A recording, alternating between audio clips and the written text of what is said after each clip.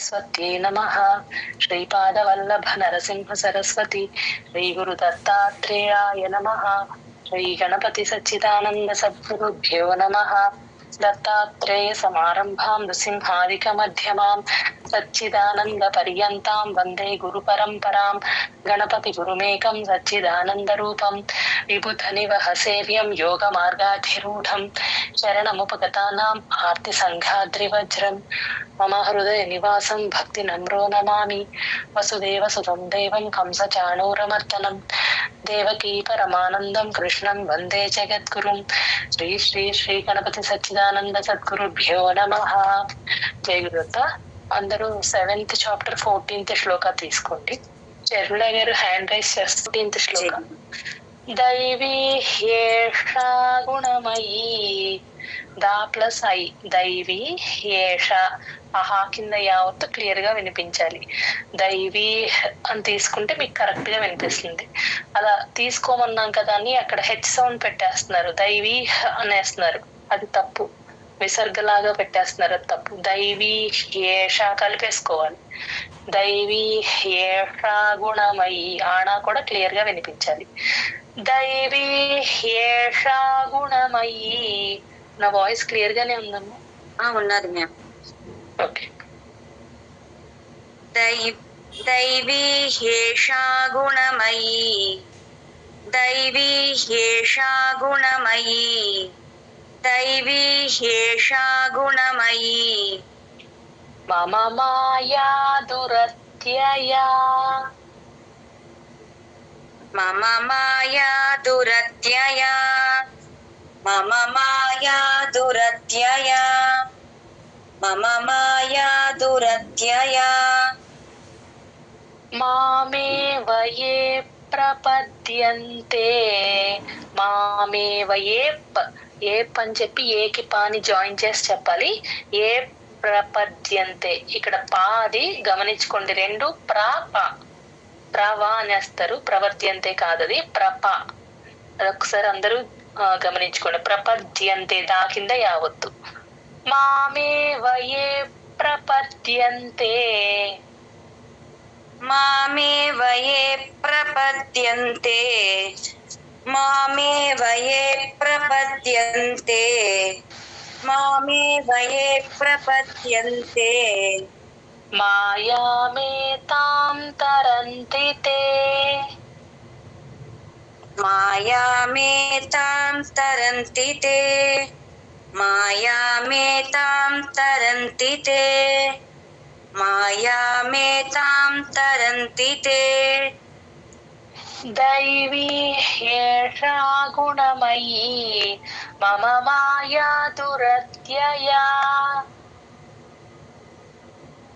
దైవీ హ్యేషా గుణమయీ మమ మాయా దురత్యయా దైవీ హ్యేషా గుణమయీ మమ మాయా దురత్యయా దైవీ హ్యేషా గుణమయీ మమ మాయా దురత్యయా. మామేవ యే ప్రపద్యంతే మాయామేతాం తరంతి తే. మామేవ యే ప్రపద్యంతే మాయామేతాం తరంతి తే మామేవ యే ప్రపద్యంతే మాయామేతాం తరంతి తే మామేవ యే ప్రపద్యంతే మాయామేతాం తరంతి తే. దైవీ హ్యేషా గుణమయీ మమ మాయా దురత్యయా మామేవ యే ప్రపద్యంతే మాయామేతాం తరంతి తే. దైవీ హ్యేషా గుణమయీ మమ మాయా దురత్యయా మామేవ యే ప్రపద్యంతే మాయామేతాం తరంతి తే.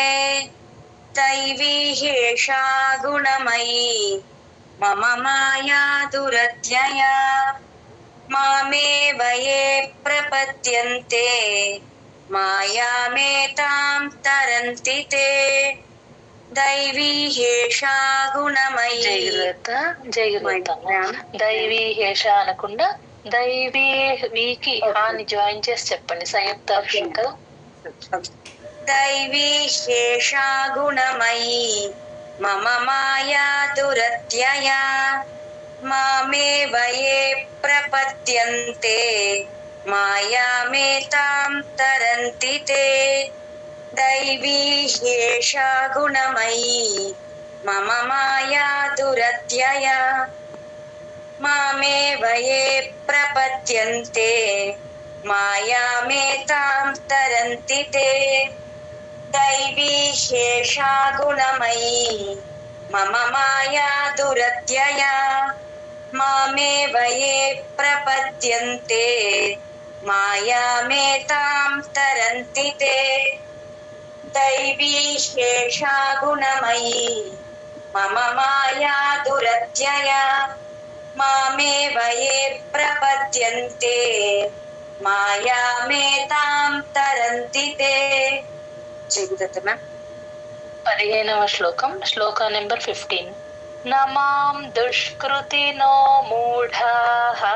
నమాం దుష్కృతినో, దుష్ ప్లస్ కృ పైన రాసేసుకోండి. షాకి పొల్లు పెడతాం. దుష్కృ, కృ తేల్చి చెప్పాలి. దుష్కృతినో మూఢాః. ఢాకి మహాప్రాణం ఉంది, గమనించండి. నమాం దుష్కృతినో మూఢాః. नमां दुष्कृतिनो मूढाः.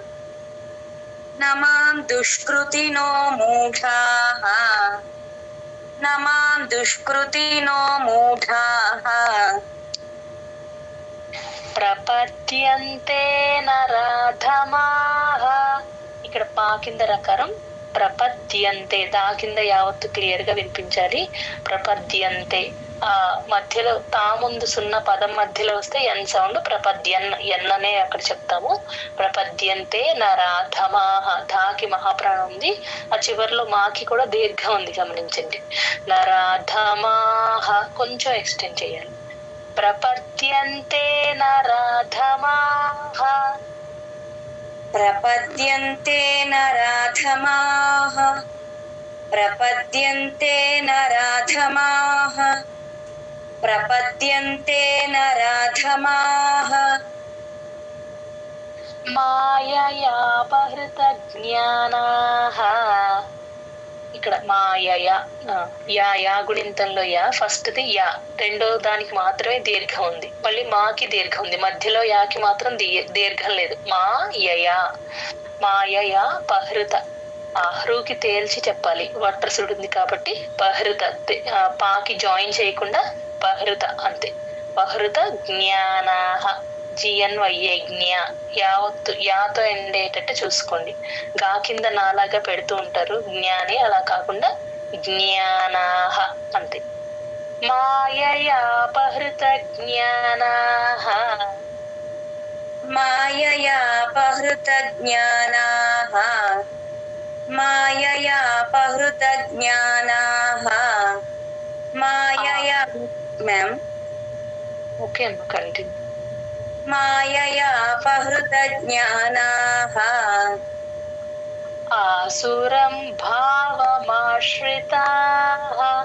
ఇక్కడ సెకండ్ ఆసురం, భాకి మహాప్రాణం ఉంది, భావలో మాష్. ఇక్కడ చూడండి, మాశ్రిత అనేస్తారు. మాష్, మాకి షాని జాయిన్ చేసి ఆ షా వినిపించాలి, రిష్ అని. మాశ్రితాః, షా కింద రకారం కూడా క్లియర్ గా వినిపించాలి. మాకి షాని జాయిన్ చేస్తే ఆ షా కింద రకారం కూడా మీకు క్లియర్ గా వినిపిస్తుంది. మాశ్రితాః అలా రావాలి. ఆసురం భావమాశ్రితాః. ఆసురం భావమాశ్రితాః. ఆసురం భావమాశ్రితాః. ఆసురం భావమాశ్రితాః. నమాం దుష్కృతినో మూఢాః. ప్రపద్యంతే నరాధమాః. నమాం దుష్కృతినో మూఢాః. ప్రపద్యంతే నరాధమాః. నమాం దుష్కృతినో మూఢాః. ప్రపద్యంతే నరాధమాః न मां दुष्कृतिनो मूढाः प्रपद्यन्ते नराधमाः माययापहृतज्ञानाः आसुरं भावमाश्रिताः माययापहृतज्ञानाः आसुरं भावमाश्रिताः माययापहृतज्ञानाः आसुरं भावमाश्रिताः భావమాశ్రితాః కొంచెం జాయిన్ చేసుకో. Okay ma'am. మాయయాపహృతజ్ఞానాః ఆసురం భావమాశ్రితాః. మాకి కొంచెం దీర్ఘం పెట్టండి. భావమాశ్రితాః రండి. భాకి ఎంత ఇస్తున్నారో మాకి కూడా అంతే ఇవ్వాలి. భావమాశ్రితాః అంతే. భావమాశ్రితాః అంతే చేయదు. నమాం దుష్కృతినో మూఢాః ప్రపద్యంతే నరాధమాః మాయయాపహృతజ్ఞానాః ఆసురం భావమాశ్రితాః. నమాం దుష్కృతినో మూఢాః ప్రపద్యంతే నరాధమాః మాయయాపహృతజ్ఞానాః ఆసురం భావమాశ్రితాః. నమాం దుష్కృతినో మూఢాః ప్రపద్యంతే నరాధమాః మాయయాపహృతజ్ఞానాః ఆసురం భావమాశ్రితాః. నమాం దుష్కృతినో మూఢాః ప్రపద్యంతే నరాధమాః మాయయాపహృతజ్ఞానాః ఆసురం భావమాశ్రితాః. నమాం దుష్కృతినో మూఢాః ప్రపద్యంతే నరాధమాః మాయయాపహృతజ్ఞానాః ఆసురం భావమాశ్రితాః. నమాం దుష్కృతినో మూఢాః ప్రపద్యంతే నరాధమాః మాయయాపహృతజ్ఞానాః ఆసురం భావమాశ్రితాః. నమాం దుష్కృతినో మూఢాః ప్రపద్యంతే నరాధమాః మాయయాపహృతజ్ఞానాః ఆసురం భావమాశ్రితాః. జీవితమ్మ 16వ శ్లోకం. శ్లోక నెంబర్ 16. చ చ చ ప్లస్ ఆ చతుర్విధా భజంతే మాం. ఇక్కడ చూడండి చ అనే రావాలి. చ ప్లస్ ఆ చ అంతే. చతుర్విధ అనేస్తారు. ఏత్వం రాకూడదు అక్కడ, ఆనే రావాలి. చ ఎప్పుడు వచ్చినా సరే చ ప్లస్ ఆ అనుకుంటూ అప్పుడు ప్రొనౌన్స్ చేస్తే కరెక్ట్ గా వస్తుంది మీకు. చతుర్విధ ధాకి మహాప్రాణం, భజంతేలో భాకి మహాప్రాణం ఉంది, గమనించండి. ఇది శ్లోకం కొంచెం ఇంపార్టెంట్ శ్లోక. 16th శ్లోక. ప్రొనౌన్సియేషన్ కొంచెం బాగా కరెక్ట్ గా రావాలి. ఒకసారి నోట్ చేసుకోండి, జాగ్రత్తగా గమనించండి. చతుర్విధా భజంతే మాం. చతుర్విధా భజంతే మాం. చతుర్విధా భజంతే మాం. చతుర్విధా భజంతే మాం. జనా సుకృతినోర్జున. ఇక్కడ జనా సా కింద సా వస్తుంది కాబట్టి నాకి సాని జాయిన్ చేసి చెప్పాలి.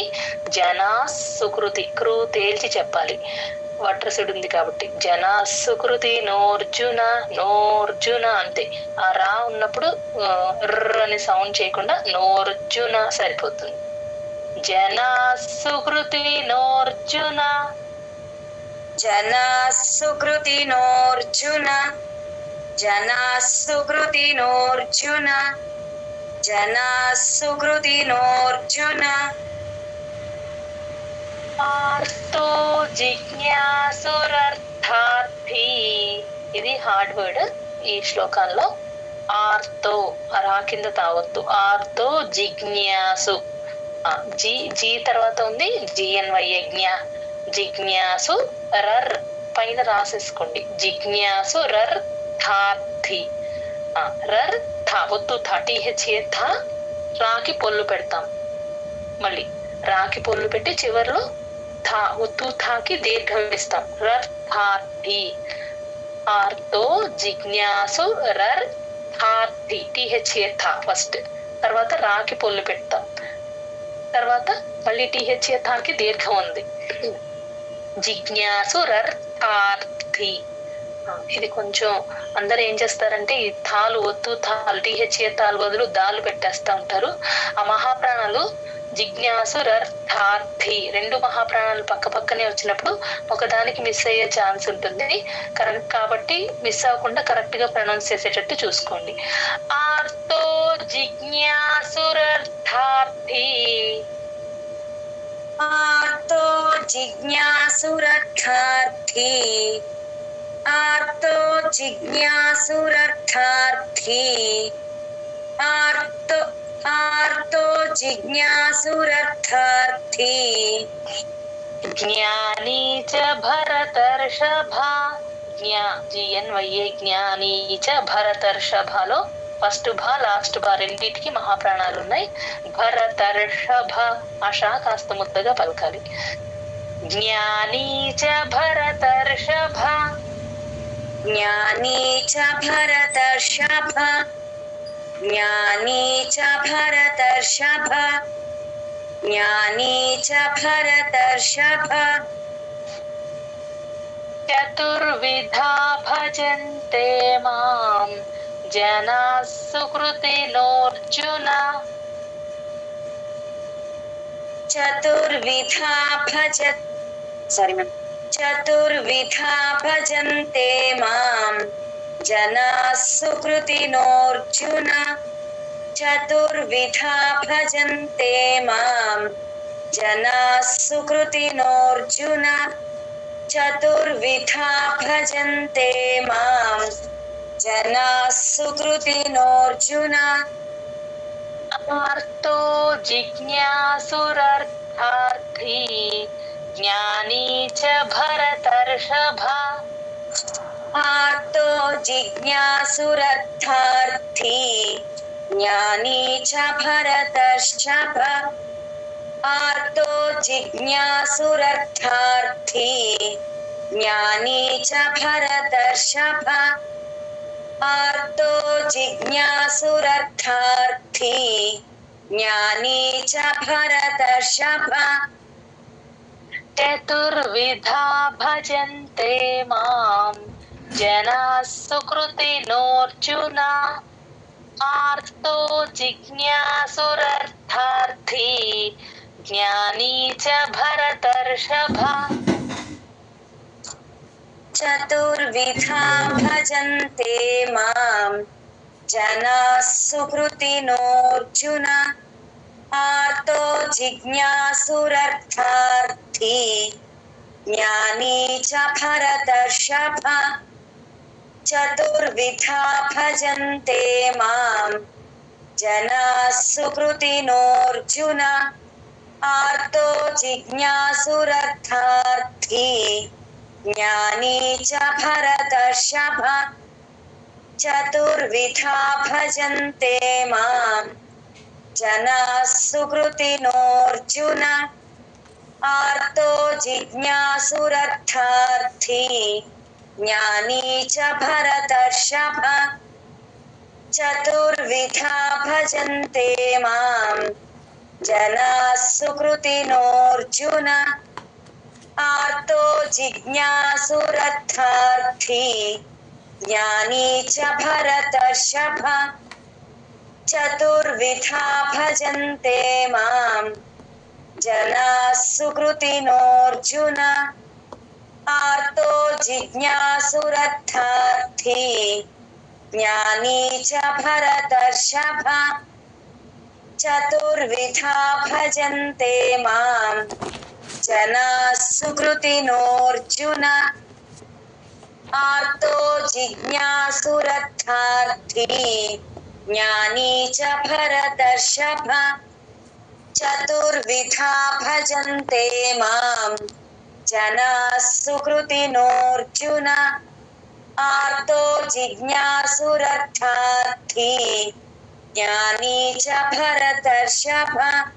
जय गुरुदत्तಮ್ಮ.